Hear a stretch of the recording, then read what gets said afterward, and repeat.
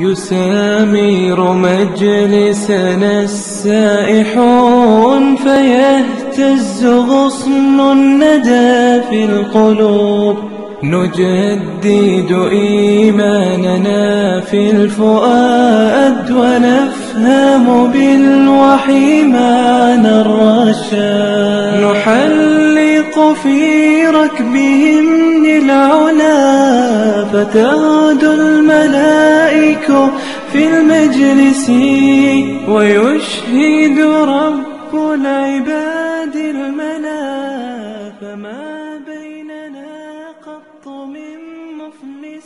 محبتك لله عبودية لأنك تعبد الله وتشعر بأن الله له عليك نعما عظيمة، له عليك نعم عظيمة ولا تحصى، وتشعر بأنك مديون، عليك ديون مدان، لذلك تحب الله وأنت تشعر بالتقصير. أما الله إذا أحبك فإنه سيكرمك. إذا أحبك الله، شوفوا ايش قال الرسول عليه الصلاة والسلام: إن الله إذا أحب عبدا نادى جبريل فقال: يا جبريل إني أحببت عبدي فلانا فأحبه، نعمة عظيمة والله لا تقدر بثمن، فإني أحببت فلانا. تخيل الله يتكلم عليك هذا الكلام. تصور أنت الآن هذا الموقف، أن الله يذكرك في من عنده ويقول: يا جبريل. استدعاء الجبريل خاص بك أنت، ينادي جبريل فيقول: يا جبريل إني أحببت عبدي فلانا فأحبه، فيحبك الله ويحبك جبريل لأن الله أمره أن يحبك. ثم يقول جبريل، يروح جبريل فينادي في الملأ الأعلى، في الملائكة، في أهل السماء، فيقول: يا أهل السماء إن الله قد أحب فلانا فأحبوه. الملائكة كلها تحبك يا فلان. بعدين ينشر له القبول في الأرض، يقول الناس كلهم يحبون بلا مزيتهم، يحبون. لماذا؟ لأن قلوب الناس بين أصبعين من أصابع الرحمن، يعودوا يحبوك وهم لك كارهون، يحبوك وهم كارهون. لماذا؟ لأن الله أمرهم بذلك، وينشر لك الله المحبة في الأرض. تعلمون أن الإنسان لو نال محبة في الأرض فقد نال أعظم شيء مبتغى عند كل الناس، ولا يقدر هذا بثمن. الناس اليوم يبحثون عن الشهرة. لماذا؟ محبة، حتى يولي يتكلموا عليه الناس، مجرد كلام الناس، ولو كانت شهرة مؤقتة. المال، الناس عندهم أموال كثيرة ينفقونها من أجل محبة الناس وقد لا يحسنون، وأنت يحبك الناس. لماذا؟ لأنك تحب الله. دارت الدائرة وأمر الله الناس أن يحبوك، وأسعد الناس وأفضل الناس الذي يفتقد يحبه الناس. إذا مت بكى عليك الناس وافتقدك الناس وذكرك الناس، إذا غبت افتقدك الناس. لماذا؟ لأنك من أنفع خلق الله للناس فأحبك الناس. هذا من أعظم الكنز الذي يكنزه الإنسان في الدنيا، أن يحبك الناس وأن يكون لك القبول في الأرض. النوع الثاني أو الأمر الآخر الذي نتكلم عليه في سياق المحبة هو أسباب جلب المحبة، محبة الله. أسباب جلب محبة الله كثيرة، منها الإخلاص لله والإنفاق في سبيل الله ومجالسة الصالحين، وكذلك مجانبة الفاسقين وكثرة ذكر الله، لأن الإنسان إذا أحب الشيء أكثر من ذكره، فمن أحب الله أكثر من ذكره، وغير ذلك من الأشياء. ولكني أنا أريد أن أركز على شيء مهم هو عنوان هذا كله، وهو معرفة الله. إذا عرفت الله أحببته. شوف الإنسان أحيانا إنسان أنت ما تعرفوش مليح، تشوفه من بعيد ممكن ما تحبوش. الأرواح جنود مجندة، ولكن أنت أحيانا وش تقول؟ الكلمة الكفرية اللي يقولوا إحنا وش نقولوا؟ ملائكة تثقل على ملائكة، هذا كلام كفر. إحنا الآن أحيانا الإنسان ما عجبناش من بعيد، ما زال ما تكلمش معنا ولا سمعنا صوته ولا هضرنا معاه ولا امتحناه ولا جربناه، نكرهوها، ما جانيش على القوس هكذا يعني ما جانيش على راسي، يقول لي نكره.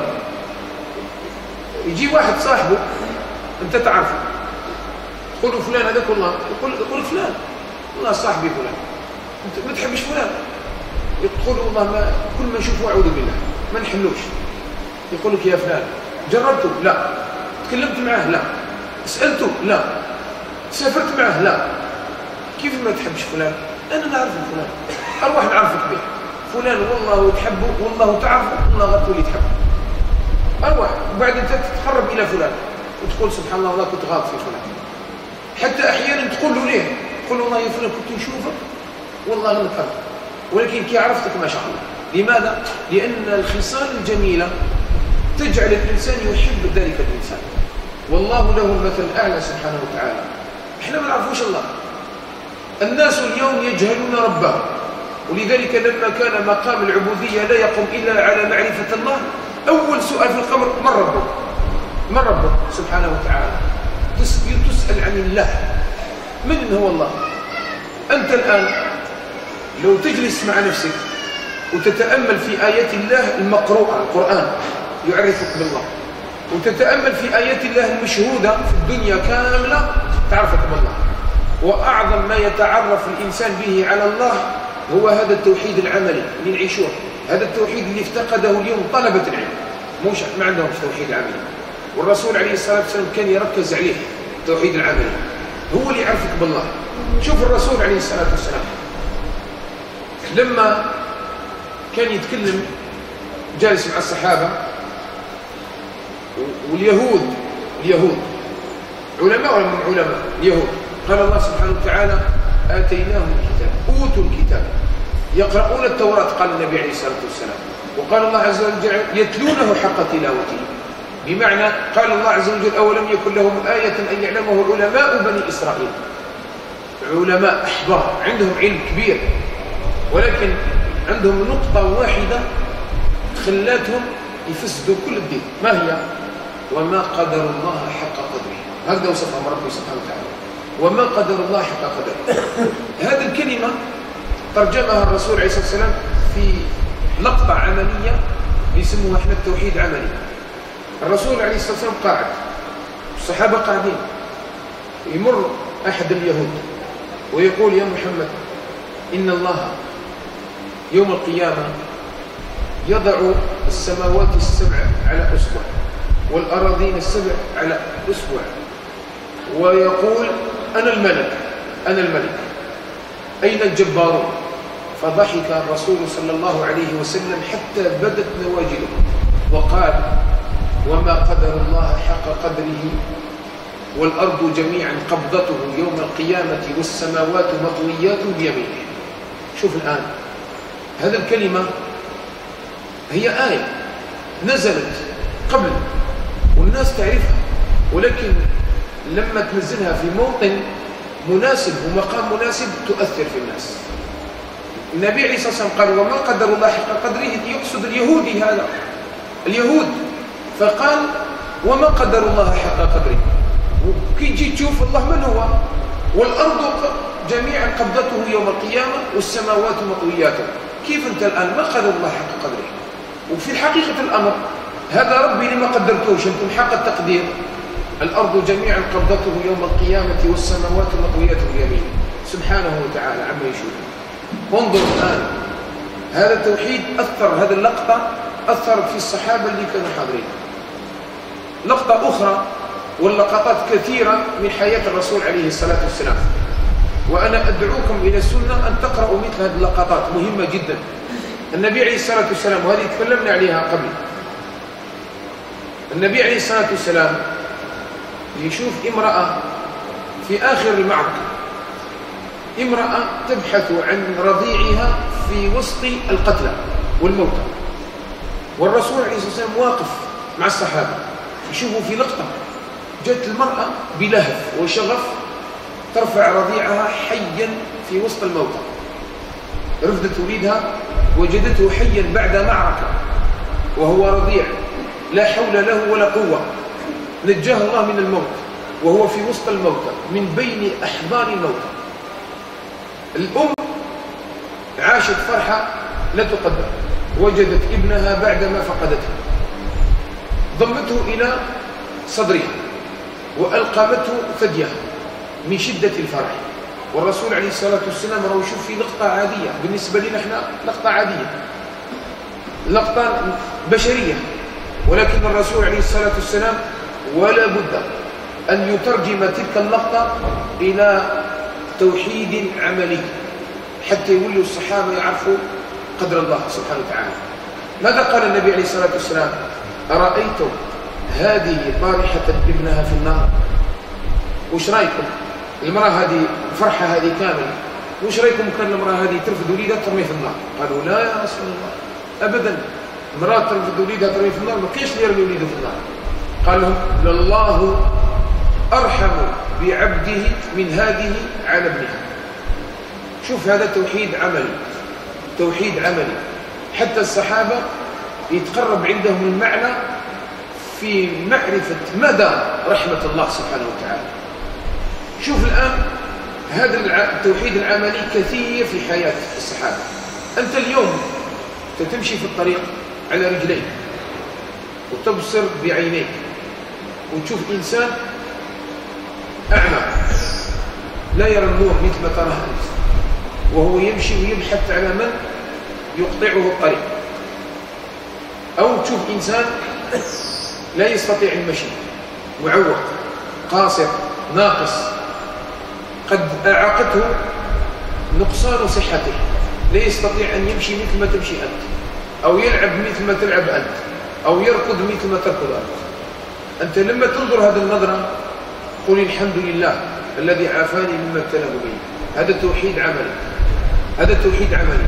تشوف نعمة الله عليك، البصر والصحة والعافية، أنت مؤمن الحمد لله، مؤمن، ما عليك خوف، أنت ما خايف من أحد الآن، مؤمن في أمن عظيم من أعظم النعم على الإنسان.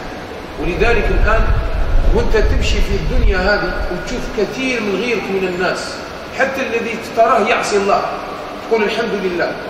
هو الآن اللي ما وفقوش ربي باش يطيع، أنا وفقني ربي أني أطعته. هذا توحيد عملي. هنا تبدأ تنبت فيك معرفة الله سبحانه وتعالى، حقيقة المعرفة. شفتم الشجر هذا الذي يتساقط في الخريف، كم من ورقة تسقط، وحبات الرمل اللي ترفعها الزوابع من مكان إلى مكان. الله سبحانه وتعالى يقول وعنده مفاتح الغيب لا يعلمها إلا هو ويعلم ما في البر والبحر وما تسقط من ورقة إلا يعلمها. كل أشجار الدنيا ما تسقط من ورقة إلا يعلمها، ولا حبة من حبات الرمل في العواصف والزوابع والصحاري، ولا حبة في ظلمات الأرض، ولا رطب ولا يابس إلا في كتاب يعلمه الله سبحانه وتعالى. إذا تأمل الإنسان هذه الأشياء يعلم بعد ذلك أنه في جهل كبير تجاه ربه سبحانه وتعالى. وبقدر معرفتك بربك بقدر ما تزداد محبتك لله، فتثني عليه ثناء عظيما وتقول في الفاتحة الحمد لله رب العالمين. بالنعم معرفة صفات الله تقول الحمد لله رب العالمين. هذه الحمد لله رب العالمين وما تولد في الإنسان من محبة الله، فيبقى الإنسان يعبد ويقدم ويجهد ويتعب ويقول ما زال، وهو يتذوق حلاوة عظيمة لأنه يؤدي عبودية لمن؟ لمحبوبه لله سبحانه وتعالى. هذه المحبة. الرحمن الرحيم تولد فينا رجاء عظيما. هذا الرجاء هو طمع في الله سبحانه وتعالى. إذا علم الإنسان بأن رحمة الله أوسع مما يتصور. وقد جاء في الحديث المتفق عليه أن نبينا صلى الله عليه وسلم قال إن لله 100 رحمة، 100 نزل على عباده رحمة واحدة وترك أو وجعل 99 ليوم القيامة. فكيف لا نرجو رحمة الله؟ العاصي الذي يعصي الله سبحانه وتعالى لابد عليه إذا كان قد أعصى الله من قبل ألا يغلق في بابه في وجهه باب الرحمة، لأن النبي عليه الصلاة والسلام ذكر لنا بأن الله رحيم حتى بكفاره، وبين لنا في الحديث هذا في بعض الروايات قال النبي عليه الصلاة والسلام: ونزل على عباده رحمة واحدة، نزل على عباده رحمة واحدة في الدنيا. قال: فحتى إن البهيمة لترفع رفسها، ترفع قدمها لئلا ترفس صغيرها رحمة من الله سبحانه وتعالى، وهي الرحمة التي يتراحم بها العباد اليوم. لو ما كانش رحمة من الأب على ابنه لوقع ما وقع، لو ما تكونش رحمة من الأم على ابنها لوقع ما وقع، ولو ما تكونش رحمة ما بين العباد ما عاش أحد منهم. لو أنتم تمسكون خزائن رحمة ربي إذا تملكون خزائن رحمة ربي إذا لأمسكتم خشية الإنفاق. والحمد لله أن الله هو الذي نزل تلك الرحمة التي نتراحم فيما بيننا بها اليوم. وهذه الرحمة رحمة الله وسعت كل شيء، انظر، وسعت كل شيء. ولذلك الآن أنت الآن لما تعامل الناس برحمتك أنت تمسك، وتتمنى أن الناس كلهم اليوم اللي راهم يعصوا في ربي ينزل عليهم الله سخط، وراك تتمنى أن كل الناس اللي راهم يعصوا الله عز وجل أن الله يزلزل الأرض من تحت أقدامهم، وتتمنى أن هذا الذي يشرب الخمر أن تنزل عليه صاعقة من السماء، تتمناها لأنك تعامل الناس برحمتك الضيقة. والله رحيم. أحيانا الإنسان شفت لقطات أنا بنفسي حبيت نشوفها نحولها إلى توحيد عمل. شوف الآن شفت ناس يتضارب مع إنسان في شارع يكفر بالله، سب الله عز وجل عشرات المرات وهو يكفر بالله، ولما قالوا للناس ما تكفرش زاد ضار عند الناس وزاد تكفر بالله سبحانه وتعالى. كمل رفض القارورة تاع الماء البارد ويشرب يتلذذ بالله. أنا قلت في نفسي سبحان الله، اللي سقاه الماء من سقاه؟ الله سبحانه وتعالى. لو أن الله غضب غضبا شديدا وأمسك رحمته من هذا الذي كان يسب الله في تلك اللحظة، هو عبد فقير عايش برحمة الله ويسب الله، لو أن الله ما وسعت رحمته كل شيء والله ما يسقيه، والله ما يجوز له ماء. ولكن الله لما رحمته سبقت غضبه هو كمل من الكفر أعطاه الماء، اشرب الماء. تخيل أنت لو دارها إنسان، لو شفتني أنا الآن برا واحد يسب فيا ما تقول يعطيني يشرب ما نعطيه، تقول لي أنت ماكش إنسان، أنت ماكش إنسان. مستحيل. لو أن إنسان أنت سلف له اليوم دراهم يطول عليك ما يردكش، يزيد يجيك المرة الثانية والله ما يزيد يديك، وما تزيدش تدير الخير في الناس، كامل يروحوا في الجرة، كامل الناس يروحوا في الجرة. لماذا؟ لأن رحمتنا أضيق ورحمة الله أوسع. كم من إنسان اليوم يشرب الخمر ويروح البيت يأكل الأكل ويشرب الطعام ويشرب الماء ثم بعد ذلك ينام نومة العروس، رحمة الله، ويرعاه الله في منامه من رحمة الله سبحانه وتعالى. فدائما ونحن نعيش في هذه الحياة الدنيا لو تنظر أن الناس يعيشون في قلق. لماذا؟ لا يرجون رحمة الله. المريض أحيانا يمرض مرض عضال، ويجي واحد يقول لك أنا الله عندي الأب تاعي مريض بالكونسر، ادعي له، نسأل الله يعافينا ويشفي مرضى المسلمين. يقول لك أنا عندي الأب تاعي مريض بالكونسر، ادعي له الله سبحانه وتعالى. أنا وش ندير لهم؟ نقول له أسأل الله العظيم رب العرش الكريم أن يشفيه. لا يقول لي ادعي له ربي يخلف عليه. هذا العلاج الأطباء وصلوا إلى حد معلوماتهم، يقول لك هذا مرض مستعصي خلاص ما نقدروش نداويه، مآله الموت. فأنت الآن علقت الأمر بيد من؟ بيد الأطباء، فبقات تتم الحادثة. أنت الآن في ظنك أن الله غير قادر على برء هذا الإنسان، في ظنك هذا، لذلك لم تدعو له بالشفاء. شنو اللي يخفف عليه؟ يعني ربي سبحانه وتعالى يقدر يخدم خدمة الكارما وبرك ما يقدرش يخدم خدمة الدواء عندنا احنا الآن. والله على كل شيء قدير. الله سبحانه وتعالى شفى منه أيوب ما حكموش الكونسيرفا، مرض صار يمشي فيه الدود، ما يستطيع أحد أن يداويه. 18 سنة قال ربي إني مسني الضر وأنت أرحم الراحمين فكشفنا ما به من ضر. الله سبحانه وتعالى بيده كل شيء، ولذلك أنت يبتليك الله بالمرض العضال، ممكن ما تبراش وتبقى اللهم اشفني اللهم اشفني، تزيد تلح اللهم اشفني اللهم اشفني. أحيانا النبي عليه الصلاة والسلام أعطانا واحد النقطة مهمة جدا جدا جدا في حديث، قال إن الله لا يستجيب للعبد ما لم يرجو. يعني مين داك احنا واش نديروا؟ شوف باش نعلمك أدب تتأدب وانت تدعي ربي سبحانه وتعالى، وهذا الأدب ما عندناش، غير نقوله لك تقول لي ما عنديش، وهذا الأدب مطلوب وهو سر الاستجابة. شوش قال النبي عليه الصلاة والسلام؟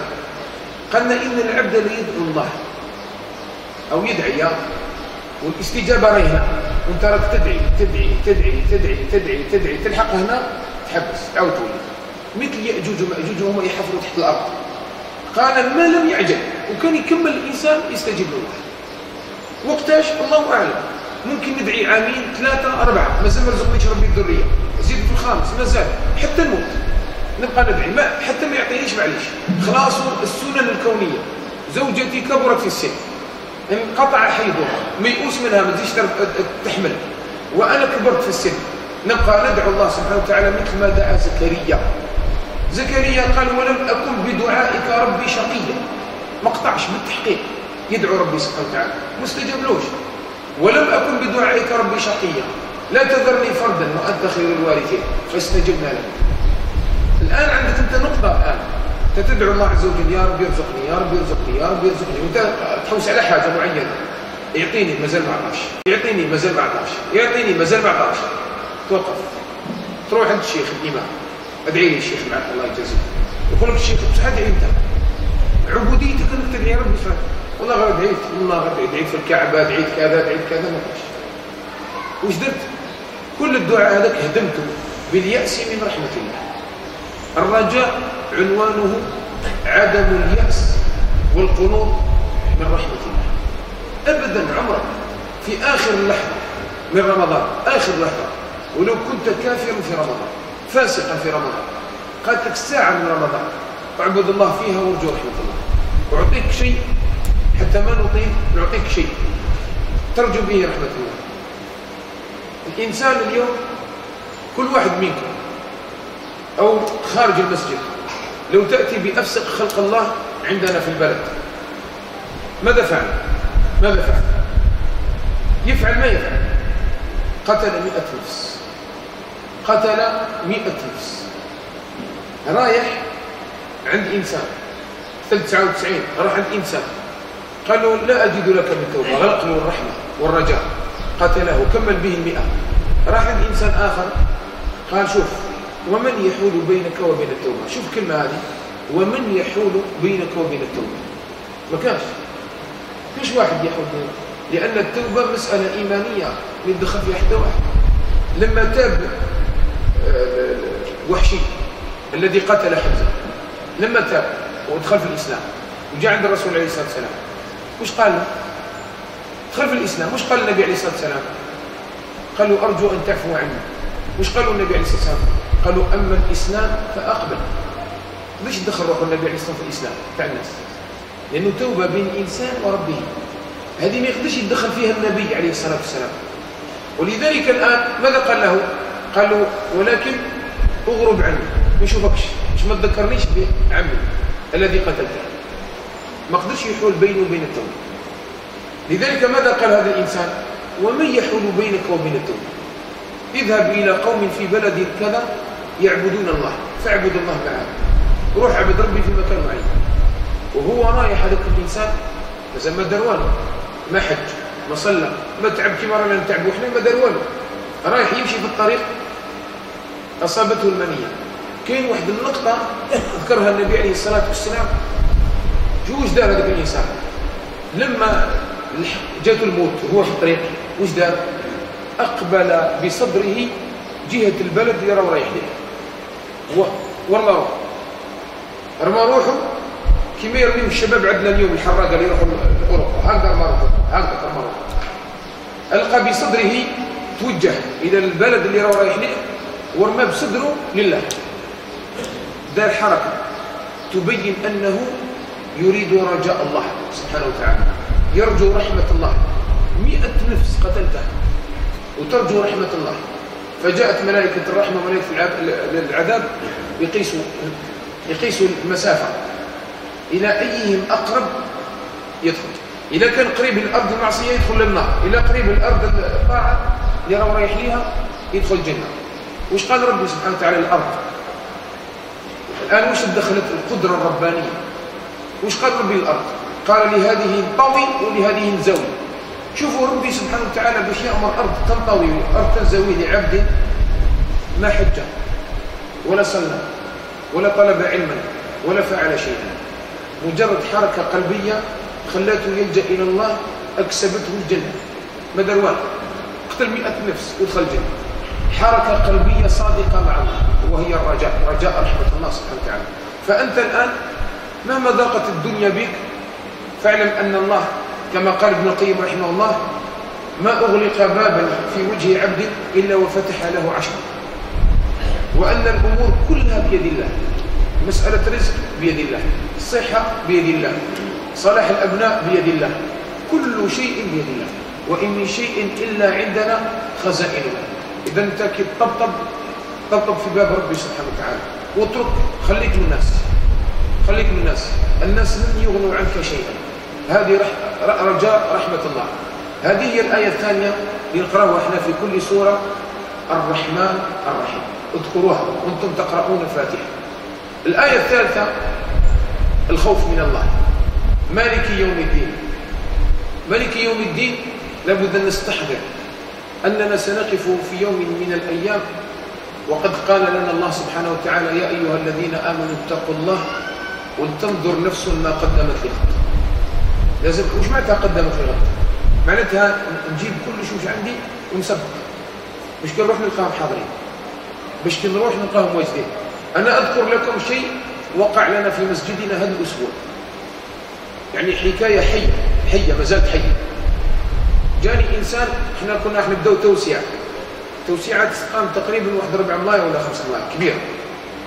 جاني إنسان قبل رمضان قال لي: أنا إنسان والله لو تشوفه في الشارع برا تقول ربما ما يصليش على الهيئة تاعه، ولذلك نظرتك لا تحضر بها الناس. وفي قلوب العوام أشياء كثيرة جدا مهمة، فلذلك الإنسان ما يستحقر الناس بنظرته. فكم من إنسان يحمل قلبا أثقل من الأرض التي يمشي عليها. ولذلك هذا إنسان جاء قال لي: أنا أريد أن أتبرع وأتكلف بهذا التوسيع. هو لما تشوف الهيئة تاعه شاب صغير 37 سنة، وتشوف الهيئة تاعه تقول هذا ربما ما يكسب حتى خبزة، متواضع. قلت له: شوف الشيء المسجد مسجدكم، وأي إنسان يحب يدير الخير إحنا فاتحين الباب ما فيش مشكلة. قال لي: إحنا عندنا توفيت وقد ورثت بيتا أنا وأختي، بيت أنا وإخوتي، ونريد بيعه والتبرع بثمنه كل المسجد في سبيل الله، صدقة لنا جارية ولأمنا، الناس ذرية صالحة هذه يسموها. فبعد مدة أنا قلت مجرد كلام، بعد مدة هذا الإنسان جاب 1.5 مليار حطه وقال لنا: هذا ابدأوا المشروع، لأن احنا نعمل مع الشركات الكبيرة باش ما تحبسوش، ابدأوا المشروع وكل ما ينقص شوية المال أنا نجيب بالقدر الذي تريده. فالمهم بيت الله يبنى ويكتب لنا في أجره. شوف إنسان يتكلم ما على بالوش وش راح يصير، أو يتكلم ما على بالوش وش راح يصير. لذلك قال الله عز وجل: ولتنظر نفس ما قدمت لها. ماذا قال؟ أنا لما شفته وإحنا في جماعة شفته مبلغ كبير، حبيت نعطي له ضخة إيمانية. يعني لازم الإنسان يعاون من ناحية الإيمان، لأن الإنسان يقدم مبلغ كبير يحتاج إلى قوة إيمانية. فقلت له: شوف يا فلان، لازم تعلم أن المال هذا اللي قدمته ستلقى أكثر منه، لأن ربي إذا أعطيته تمرة يعطيك جبل. فما ظنك وش أعطيت أنت؟ قلت له شوف، وهذا المال ما راحش هباء منثورا، ما تديروش راهو نقص من الحصيلة تاعك. دير في بالك بأنك راك خبيت مال عند من؟ موش في البنك، موش في بنك يعطيك 7% ولا 10% ولا استثمار ولا مقارضة ولا مضاربة. راك خبيت مال عند رب رحيم شكور يعطيك بالحسنة 10 أمثالها 700 ضعف يضاعف ما يشاء. قلت له دير في بالك بأن الآن أنت مديت صدقة جارية ووفقت لعمل أنا أحسدك عليه. بكى. هذيك الدموع اللي طاحت منه أنا والله غيرت منها. احنا ما نقدروش نطيحوا دموع، يطيحوها عوام أحيانا. مشى الإنسان هذا وبدأ المشروع ابتداء. بعد مدة في رمضان هذه الأيام هذا الأخ أراد أن يذهب إلى العمرة له البارح، الرحلة تاعه له البارح بالأربعاء. يوم الاثنين أو الأحد جاء صلى معنا الصبح، جاب الأذكار الصباح، راح لبيته وهو صائم، نام مات الصائم. بعد صلاة الصبح صلى في جماعة وفي رمضان وتذكرته محجوزة في العمرة، رايح العمرة. شوف هذا الموتى والله أحيانا يبكي عليها العلماء. علماء ما ماتوش موتى هذا، طلبة علم ما ماتوش موتى مثل هذا الموتى. من الذي اختار هذا الإنسان باش يموت موتى مثل هذه؟ نسأل الله يغفر له ويرحمه. من الذي اختاره؟ الله سبحانه وتعالى.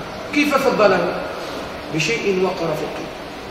كاين حاجة داخل القلب وهي رجاء رحمة الله والخوف من الله. ولذلك قدموا، لازم الإنسان يقدم بين يديه أشياء يلقاها عند الله يفرح بها.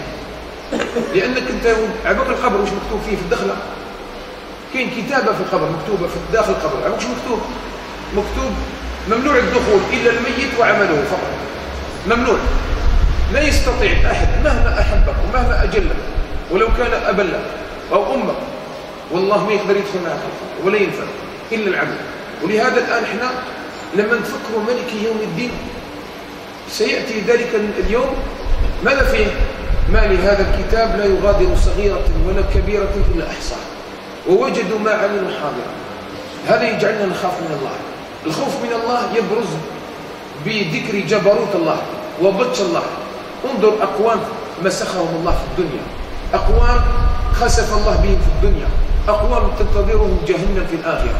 انظر ماذا أعد الله سبحانه وتعالى يوم القيامة: وجاء ربك والملك صفا صفا وجيء يومئذ بجهنم. ربي سبحانه وتعالى أعطانا درسا في سورة الفجر. قال الله تبارك وتعالى: كلا بل لا تكرمون اليتيم ولا تحاضون على طعام المسكين. ما تديروش الخير، ما كنتش تديروا الخير. وتأكلون التراث أكلا لما وتحبون المال حبا جما. صار الإنسان البشر يأكل البشر من أجل حب المال. شوف ربي سبحانه وتعالى أعطانا الواقع، هذا الواقع: تحبون المال حبا جما. شوف الآن ما باش قال لنا: كلا، انتبه، كلا إذا دكت الأرض دكا دكا وجاء ربك والملك صفا صفا. وش جمع؟ وجيء يومئذ بجهنم. قال النبي عليه الصلاة والسلام: ويؤتى يومئذ بجهنم معها 70 زمام، 70 حبل، لكل حبل 70,000 ملك يجرونها وهي تغيط، جاية شاحنة على الناس. هذه جهنم. هذا وش أعد الله سبحانه وتعالى: معرفة عذاب الله وعقاب الله جملة وتفصيل. جهنم عموما، ومعرفة كذلك ماذا؟ معرفة العذاب الذي أخصه الله لبعض العصاة كالزواني، وكذلك آكل الربا والكاذب والنائم عن صلاته وغير ذلك كما جاء في بعض الأحاديث. هذه لابد أن تقرأها. عذاب القبر وما فيه من العذاب، كل هذا لابد أن تقرأ. أنت الآن بعد كده تقرأ العذاب تعد تخاف ربي سبحانه وتعالى. جيت تنمم، دير نميمة، تفكر حديث ابن عباس في الرجل الذي كان يعذب في القبر من أجل النميمة، تحبس. كي تجي تاكل الربا تتفكر حديث النبي عليه الصلاة والسلام، حديث الملكين في أكل الربا، وحديث الكاذب، وحديث الزاني وغير ذلك. هذه أشياء لابد أن نعلمها. يزداد خوفك من الله. هذا الخوف من كلمة مالك يوم الدين. إذن الحمد لله رب العالمين. لما نقرأها هي محبة الله. الرحمن الرحيم رجاء وطمع في الله، مالك يوم الدين خوف ورهبة من الله. مباشرة بعدها تأتي العبودية، وبعدين تتسقم العبودية وحدها تتسقم مباشرة. وش نقول؟ إياك نعبد، مباشرة إياك نعبد وإياك نستعين. أعاننا الله وإياكم على طاعته، ونسأله سبحانه وتعالى الكريم العظيم أن يعيننا على ذكره وشكره وحسن عبادته، وأن يجعلنا ممن يستمعون القول فيتبعون أحسنه.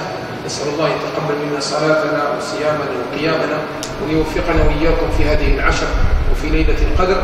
والله أعلم، والحمد لله رب العالمين.